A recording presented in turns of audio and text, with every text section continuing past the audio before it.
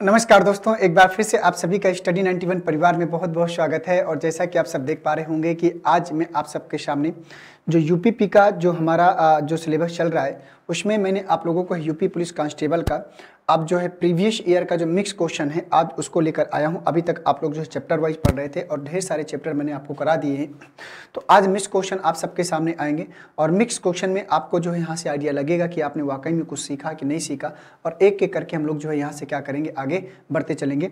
तो आइए दोस्तों शुरुआत करते हैं आज के सेशन की। तो यहाँ पर आप लोग देख सकते हैं कि यहाँ पर स्टडी 91 के द्वारा जो वीडियो महाबचत ऑफर के साथ में जो बैच है, कंप्लीट कोर्स, प्रैक्टिस बैच और वीडियो बुक, ये सारी चीज़ें आपको जो है यहाँ पर अवेलेबल कराई गई हैं। तो चलते हैं सीधे क्वेश्चन नंबर 1 की तरफ और देखते हैं कि यहाँ पर हमसे क्या पूछ रहा है। क्वेश्चन नंबर फर्स्ट में कह रहा है कि एक कक्षा में विद्यार्थी फोटो खिंचाने के लिए एक पंक्ति में बैठे हैं।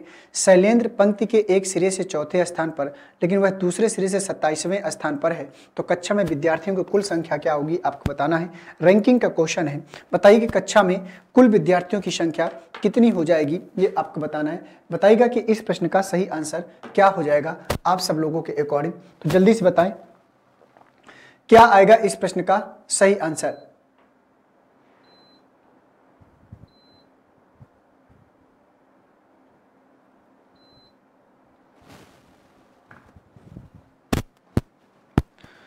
क्वेश्चन नंबर 1 का बताइए, क्वेश्चन नंबर 1 का सही आंसर क्या होगा। तो एक कक्षा में फोटो खिंचाने के लिए एक पंक्ति, शैलेंद्र पंक्ति के एक सिरे से चौथे स्थान पर, एक सिरे से चौथे स्थान पर और दूसरे सिरे से कौन से स्थान पर है, 27वें स्थान पर। तो मान लीजिए यहाँ पर कुल बच्चों की संख्या निकालना है, तो प्रारंभ से स्थान और प्लस अंत से स्थान और -1, तो 27 4 कितना होता है 31, 31 -1 30। तो पंक्ति में टोटल फोटो खिंचाने के लिए 30 लोग बैठे हुए हैं। तो पहले का जो आंसर आएगा वो चौथे वाले में जाएगा। और अगर आप लोगों ने पहले का चौथा वाला आंसर किया है तो निश्चित रूप से प्रश्न सही होगा। नॉर्मल सा क्वेश्चन था। बढ़ते हैं क्वेश्चन नंबर 2 की तरफ। क्वेश्चन नंबर 2 देखिए क्या बोल रहा है। क्वेश्चन नंबर 2 बोल रहा है कि नीचे दी गई अंक श्रृंखला में कितने 3 के ऐसे अंक हैं जिनके ठीक पहले 6 और तथा ठीक बाद में 9 नहीं हो। बताओ भाई, चेक करिए, आंखों में पारदर्शिता लाइए और बताइए कि इस प्रश्न का सही आंसर क्या होगा। और मैं बता दूं कि ऐसे प्रश्न इस समय ट्रेडमार्क बना हुआ है और अक्सर एग्जाम में ऐसे प्रश्न आपको देखने को मिल जा रहे हैं। और जल्दबाजी से नहीं करना, ऐसे प्रश्नों को थोड़ा सा सावधानी के साथ करना है, ये आपको ध्यान देना है।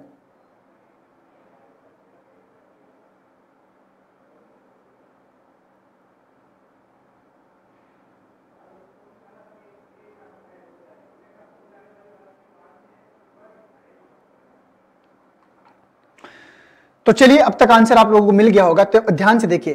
कह रहा है कि नीचे दी गई अंक श्रृंखला में कितने 3 के ऐसे अंक हैं जिनके ठीक पहले 6। तो 3 का अंक हाईलाइट कर लें, 3 का अंक, 3 का अंक, 3 का अंक और 3 का अंक हाईलाइट कर लिया, ठीक है। अब कह रहा है कि जिनके ठीक पहले 6 और ठीक बाद में 9 नहीं है। तो ठीक पहले 6 है, नहीं है। ठीक पहले 6 है लेकिन ठीक बाद में 9 ना होना चाहिए। ठीक पहले 6 नहीं है, ठीक पहले 6 ठीक बाद में 9 नहीं होना चाहिए, 9 नहीं हो, यही तो बोल रहा है। ऐसे 3 के कैसे कितने अंक हैं जिनके ठीक पहले 6 और ठीक बाद में 9 नहीं हो। ऐसे तो कोई नहीं है भाई, है ना, ऐसे तो कोई नहीं है जिनके ठीक पहले 6 और ठीक बाद में 9 नहीं हो। ये प्रश्न पूछ रहा है, तो यहां पर ऐसा क्वेश्चन तो कोई नहीं दिख रहा। यहां पर ऐसा क्वेश्चन तो कोई नहीं दिख रहा। तो यहां देखिए उसने क्या बोला है कि ऐसे 3 के ऐसे कितने अंक हैं जिनके ठीक पहले 6 तथा ठीक बाद में 9 नहीं हो, मतलब 9 ना हो, ठीक है। तो यहां पर 3 के ठीक पहले 6 नहीं है, 3 के पहले ठीक तो 6 है लेकिन ठीक बाद में 9 है, 3 के ठीक पहले 6 है ही नहीं है। और फिर कह रहा है 3 के ठीक पहले 6 है लेकिन ठीक बाद में 9 ना हो, 3 के ठीक पहले 6 लेकिन ठीक बाद में 9 ना हो। तो ऐसी संख्या कितनी निकल कर आएगी, 0। और 0 यहां पर किसी भी ऑप्शन में आपका नहीं दिया है, ये आपको ध्यान देना है।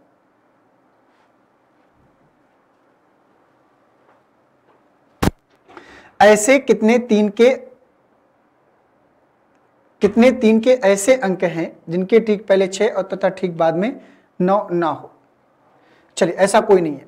आइए बढ़ते हैं 2 के बाद क्वेश्चन नंबर 3 में। क्वेश्चन नंबर 3 कह रहा है कि 8 मित्र ABCDEFG और H एक गोल घेरे में केंद्र की तरफ मुख करके बैठे हैं। ये आपका प्रश्न है। तो क्वेश्चन नंबर तीसरा है, इसको ध्यान से पढ़ेंगे और बताएंगे कि इस प्रश्न का सही आंसर क्या हो जाएगा। चलिए बताइएगा कि क्या आएगा इस प्रश्न का सही आंसर।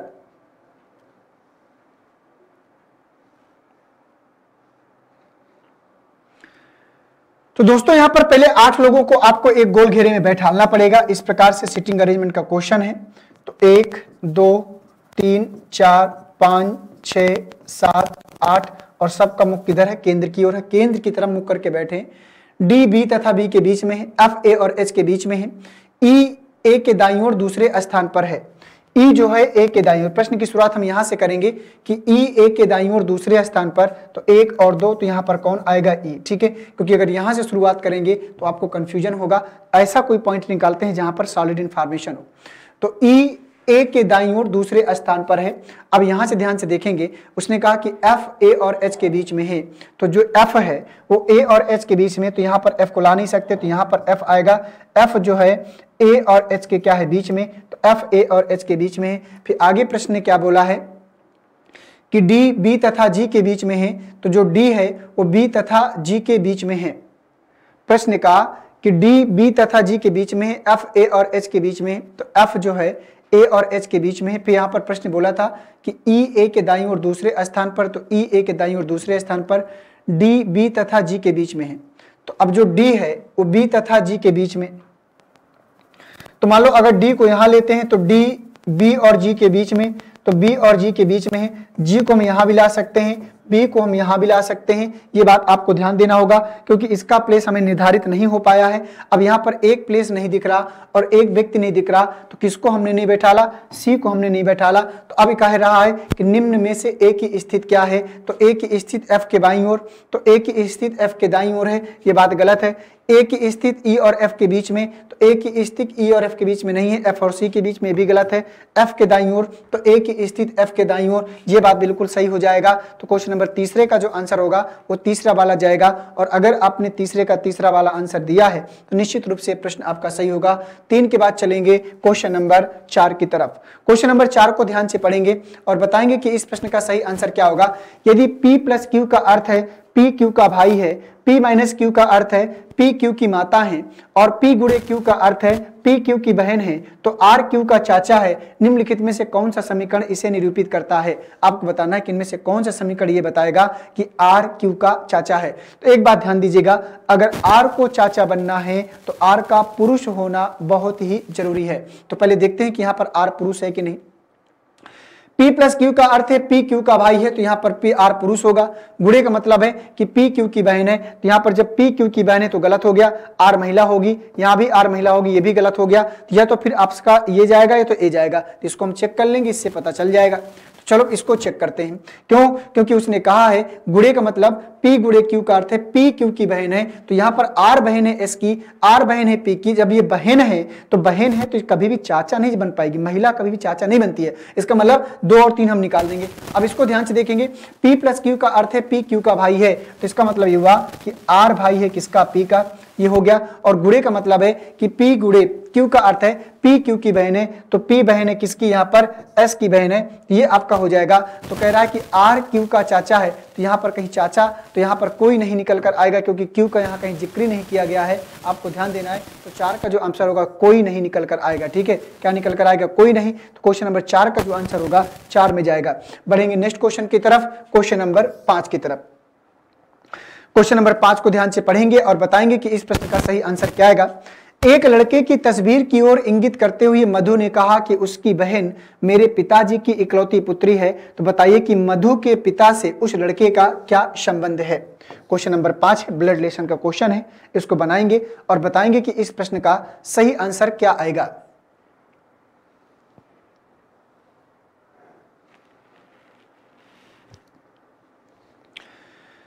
तो क्वेश्चन नंबर 5 दोस्तों कह रहा है, क्या बोल रहा है क्वेश्चन नंबर 5 कि एक लड़के की तस्वीर की ओर इंगित करते हुए मधु ने कहा। चलिए, तो एक लड़के की तस्वीर की ओर इंगित करते हुए मधु ने कहा। मधु ने क्या कहा? उसकी बहन, किसकी बहन की बात हो रही है? उस लड़के की, क्योंकि मधु परिचय बता रही है। इस लड़के की जो बहन है एक लड़के की तस्वीर की ओर इंगित करते मधु ने कहा कि उसकी बहन मेरे पिताजी की इकलौती पुत्री है। किसकी? मधु के पिताजी की। तो मान लो जो मधु के पिताजी की इकलौती पुत्री है कौन? इस लड़के की जो बहन है मधु की, तो अर्थात इस लड़के के पिता की, इसका मतलब ये हुआ कि मधु ही उसकी बहन है। तो कह रहा है बताइए कि मधु के पिता से उस लड़के का क्या संबंध है?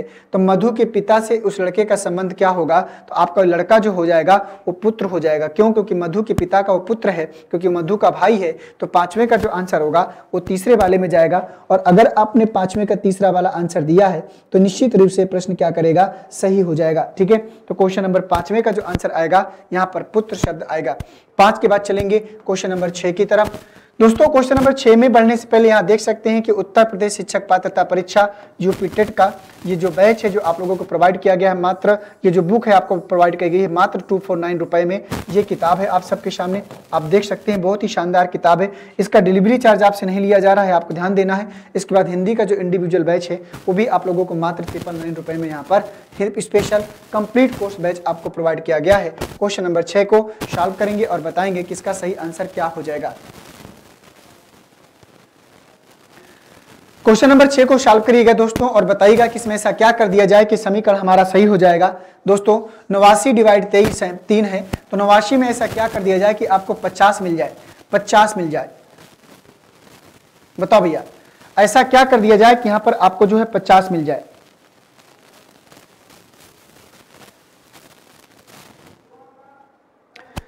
तो दोस्तों यहां पर 50 अगर लाना है तो अगर हम 8 और 9 को जोड़ दें और यहां पर 3 का गुणा करा दें और -1 कर दें तो 9 8 17, 17 गुणे 3 और -1, 17 3 का 51, 51 -1 कितना आएगा? 50। यही काम यहां भी करेंगे, 5 और 8 को जोड़ेंगे और यहां पर क्या करेंगे? 4 का मल्टीप्लाई करा देंगे और -1 करेंगे तो 5 और 8 5 कितना हो गया? 13, 13 गुणे 4 -1, 13 चौको 52, 52 52 -1 कितना आएगा? 51। वही काम हम यहाँ पर भी करेंगे, 5 और 6 को क्या करेंगे? जोड़ देंगे। इसके बाद यहाँ पर 5 का गुणा करा देंगे और -1 कर देंगे तो 6 5 11, तो 6 5 11, 11 5 55, तो 55 में अगर हम 1 घटा देंगे तो कितना मिलेगा? 54 मिलेगा।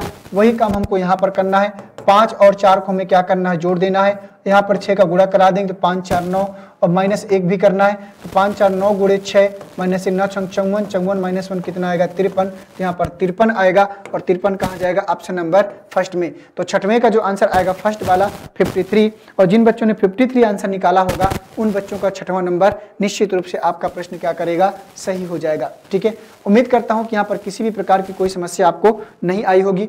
6 के बाद चलेंगे क्वेश्चन नंबर 7 में। फिर से इस प्रकार का एक प्रश्न आया है, कह रहा है कि यदि प्लस का अर्थ माइनस, माइनस का अर्थ गुणा, गुणे का अर्थ डिवाइड, डिवाइड का अर्थ प्लस हो तो 15 गुणे 3 डिवाइड 4 -4 डिवाइड 4 -6 + 7 का मान क्या होगा? ये आपको बताना है। क्वेश्चन नंबर 7 को पहले साइन को चेंज कर लीजिए, चिन्हों को चेंज कर लीजिए, इसके बाद इसको सॉल्व करेंगे। सॉल्व करने के बाद जो भी आंसर के रूप में आएगा उसको हिट करा के आपको बताना है। बताइए क्वेश्चन नंबर 7 का सही आंसर क्या हो जाएगा। तो दोस्तों देखो यहाँ पर 15 था तो यहाँ 15 हम लिख लेंगे। इसके बाद यहाँ पर गुणे, गुणे का मतलब क्या? यदि गुणे का अर्थ डिवाइड है तो यहाँ पर डिवाइड कितना हो जाएगा? 3। फिर यहाँ पर डिवाइड आया, फिर क्या कह रहा है कि डिवाइड का अर्थ प्लस, तो प्लस कितना हो जाएगा? 4। माइनस का अर्थ गुणा, तो गुणे कितना हो जाएगा? 6 और प्लस का अर्थ माइनस है तो -7। अब सॉल्व करते हैं तो 3 25 कितना हो गया? 15। 5 + 6 चौको कितना हो गया? 24 और माइनस कितना हो गया? 7। 24 और 5 कितना हो गया? 29 और 29 में अगर हम 7 घटाएंगे 9 में 7 जाएगा 2 और यहाँ पर कितना आएगा? 2, तो कितना बचेगा? 22 और 22 का है ऑप्शन नंबर 3 में। तो 7वें का जो आंसर आएगा तीसरा 22, और अगर आपने 7वें का तीसरा 22 आंसर के रूप में किया है तो निश्चित रूप से प्रश्न आपका क्या करेगा? सही हो जाएगा। ठीक है, बढ़ेंगे नेक्स्ट क्वेश्चन की तरफ, क्वेश्चन नंबर 8 की तरफ। क्वेश्चन नंबर 8 कह रहा है कि यदि शब्द प्रोजेक्शन के तीसरे, 5वें, 10वें अक्षर से एक सार्थक शब्द बनाना संभव हो तो उस शब्द का तीसरा अक्षर निम्नलिखित में से कौन सा है?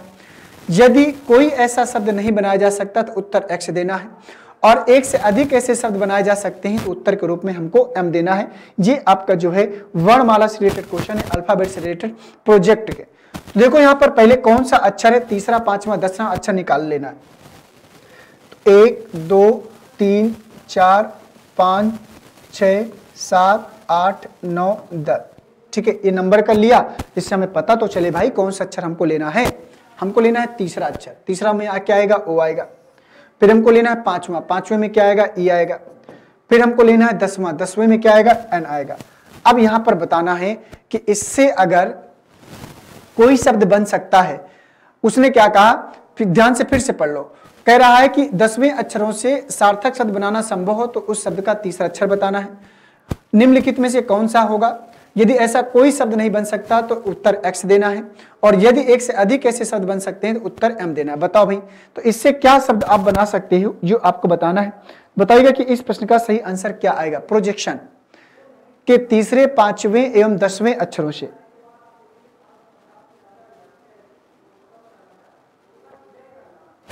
तो दोस्तों यहां से एक शब्द बनेगा वन। क्या बनेगा, वन, ONE, वन शब्द बनेगा, वन शब्द बनेगा, ठीक है।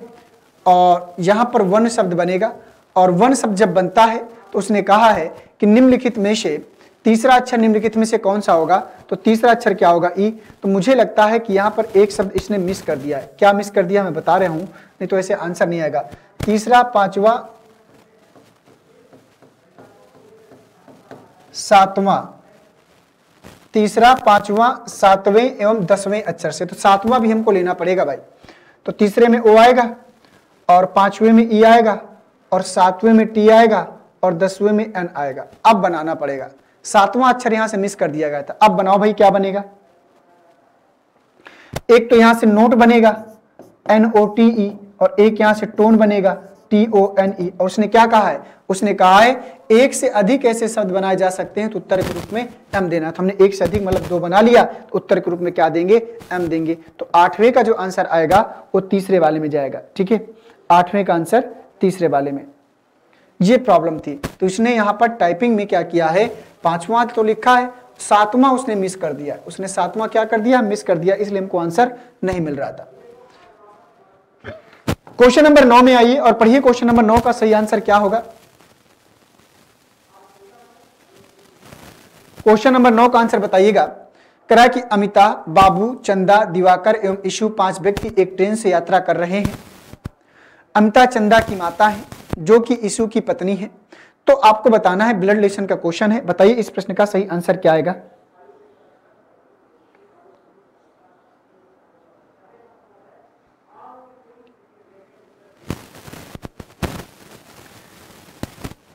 प्रश्न क्या बोल रहा है, यहां से यात्रा कर रहे हैं ट्रेन में, अमिता चंदा की माता है। तो अमिता चंदा की माता है, तो जो अमिता है, अमिता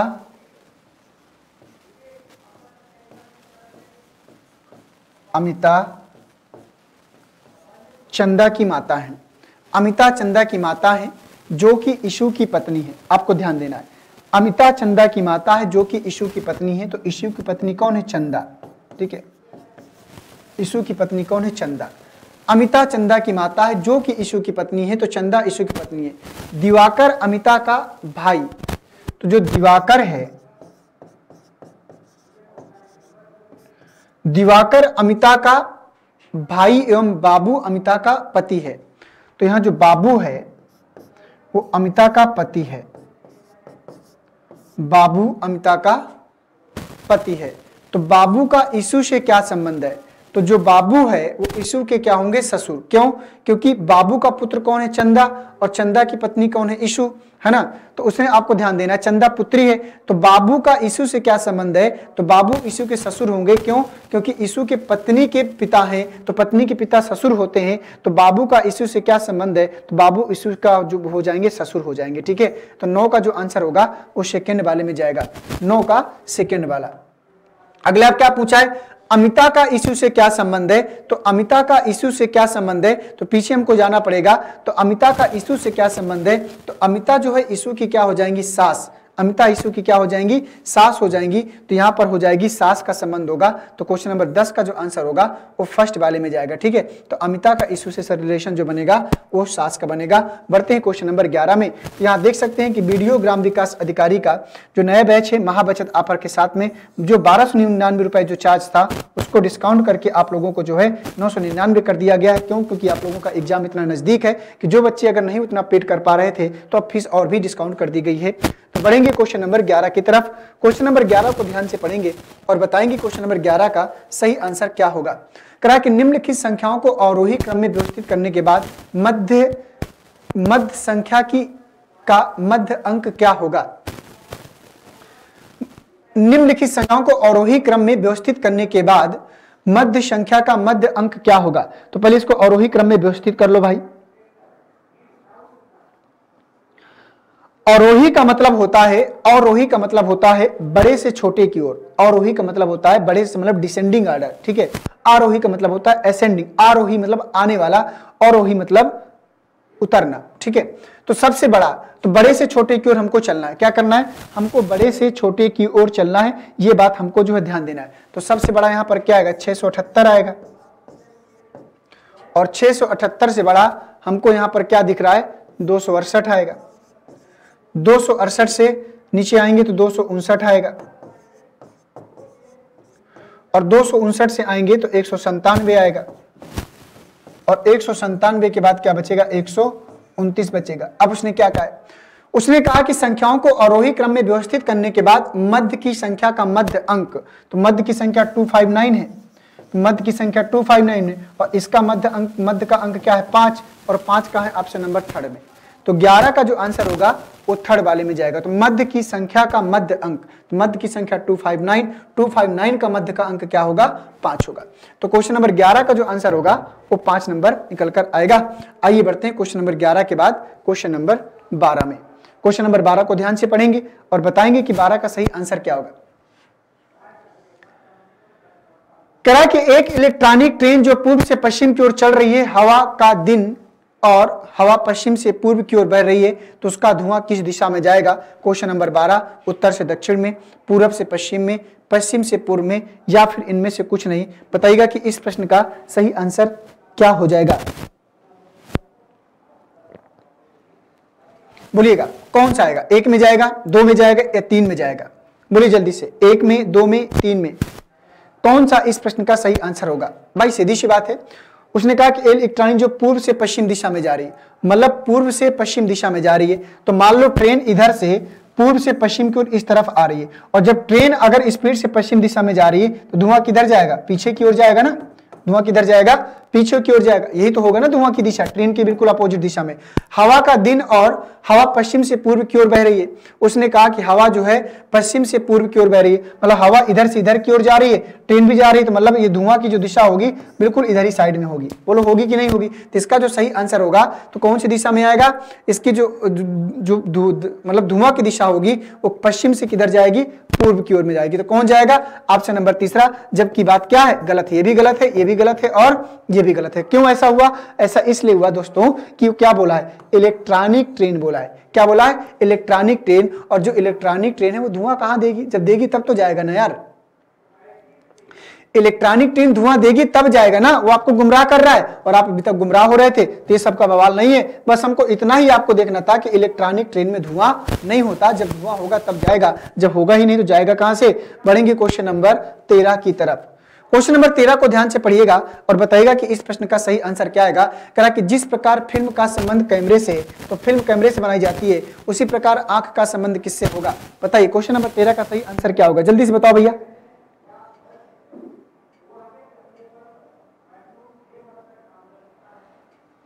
तो जिस प्रकार फिल्म बनाने के लिए कैमरे की आवश्यकता पड़ती है, उसी प्रकार आंख को आंख से देखने के लिए हमको किसकी आवश्यकता पड़ती है? आइरिस की आवश्यकता पड़ती है। आइरिस का ये आपको ध्यान देना है। तो 13 का जो आंसर होगा वो पहले वाले में जाएगा। तो 13 के बाद चलेंगे क्वेश्चन नंबर 14 की तरफ। क्वेश्चन नंबर 14 यहां पर आ गया सीरीज का क्वेश्चन। दी गई श्रेणी में अगला अंक क्या होगा? 2, 3, 5, 9, 17। चलो बताओ भाई।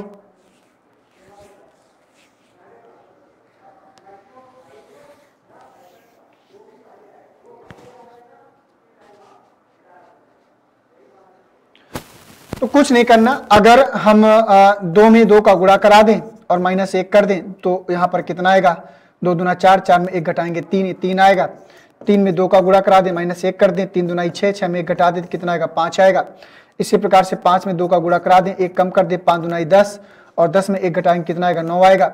इसी प्रकार से 9 में 2 का गुणा करा दें, -1 कर दें, 9 दूना 18, 18 में 1 घटाएंगे कितना आएगा, 17। इसी प्रकार से 17 में 2 का गुणा करा दें, -1 कर दें, 17 दूना 34, 34 में 1 घटा देंगे कितना आएगा, 33। तो यहाँ पर जो क्वेश्चन मार्क जगह पर 33 और 33 का है ऑप्शन नंबर 4 में, तो 14 का जो आंसर आएगा वो ऑप्शन नंबर 4 में जाएगा। 14 का ऑप्शन नंबर 4 में जाएगा। 14 के बाद चलेंगे क्वेश्चन नंबर 15 में, करा कि 210, 195, 175, 151 और 120 में से आपको बताना है कि असंगत संख्या क्या होगी। असंगत आपको बताना है, तो बताइए किसमें से असंगत क्या होगा,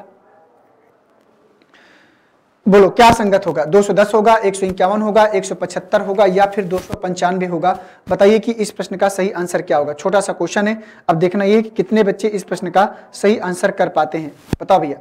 तो 210 से अगर 195 में जाना है तो यहाँ पर 10 में 5 जाएगा, 5 आएगा, और यहाँ पर अगर 10 में 5 जाएगा, 5 आएगा, और यहाँ पर 10 में 9 जाएगा 1 तो -15 हुआ। यहाँ पर 5 में 5 गया 0, 9 में 7 गया 2 तो -15, -20। और यहाँ पर आगे जब जाएंगे तो यहाँ पर दोस्तों यहाँ पर -20 के बाद -25 होगा। तो 5 में 5 जाएगा कितना, 0 आएगा। 7 में 2 जाएगा कितना आएगा, 50, तो 150 होना चाहिए। अब यहाँ पर -30 करेंगे तो 0, 5 में 3 जाएगा 2 तो 120 आएगा, है ना। तो यहाँ पर 151 नहीं होगा, 150 होगा। तो यही संख्या क्या है, असंगत है। तो 15 का जो आंसर होगा सेकंड, तो -15, -20, -25 और -30 इस तरीके से चीजें चल रही थी। तो 15 का जो आंसर होगा वो सेकंड वाले में जाएगा, ठीक है। तो आगे बढ़ते हैं, तो यहाँ देख सकते हैं कि नितिन सर के द्वारा जो हैंड रिटन ई बुक्स आप लोगों को प्रोवाइड किया गया है, उनमें से हिंदी का प्राचीन इतिहास, मध्यकालीन आधुनिक इतिहास, इसके बाद फिजिक्स का, केमिस्ट्री का और बायोलॉजी का, साथ में समान हिंदी, इंडियन ज्योग्राफी और भारतीय राज्य व्यवस्था का पार्ट आप लोगों को यहाँ पर प्रोवाइड कराया गया है। तो दोस्तों आज की जो हमारी श्रृंखला होती है 15 क्वेश्चनों की श्रृंखला को हम लोगों ने मिक्स आज यूपी पुलिस का जो है सॉल्व किया।